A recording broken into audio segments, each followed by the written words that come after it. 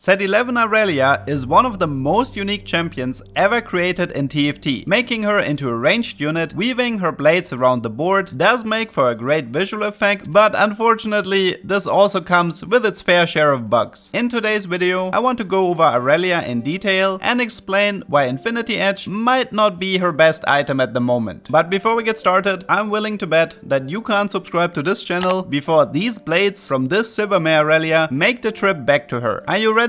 Go!